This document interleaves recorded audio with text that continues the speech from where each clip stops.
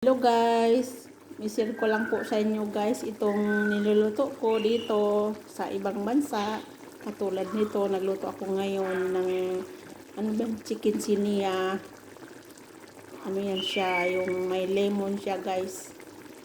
Tapos siya guys, maya pa pinakuluan ko lang yung 15 minutes tapos nilagyan niya na sa ibabaw ng gulay. Tulad ng potato, tsaka yung kalabasa na green maliit yata. Tsaka lagyan din ng Baguio beans sa atin.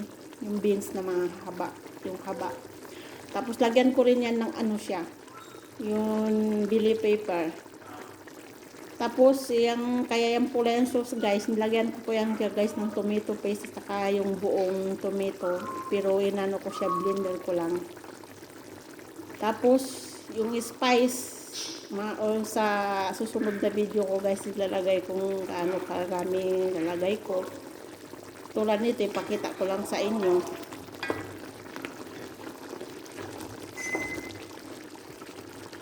Ipapakita ko lang sa inyo guys yung spice na nilalagay ko.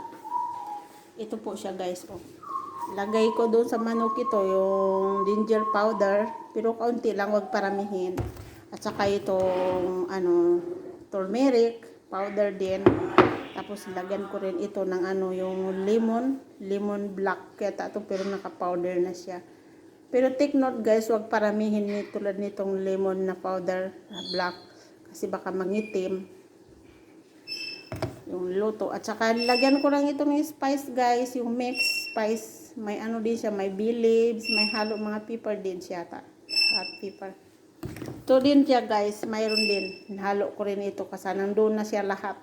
Nandun na lahat ng mga spice dito, nandito na lahat. Lagyan ko lang kaunti-kaunti.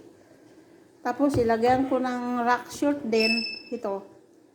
Tapos yun lang guys. Tapos marami pa po ako niluluto na mga iba. Pero hindi ko guys minibidyohan, inaano ko lang.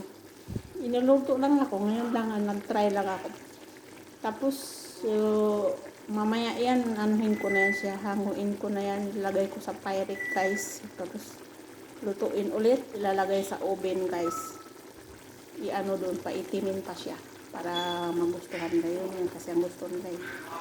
Yun lang guys, maraming salamat po sa manood.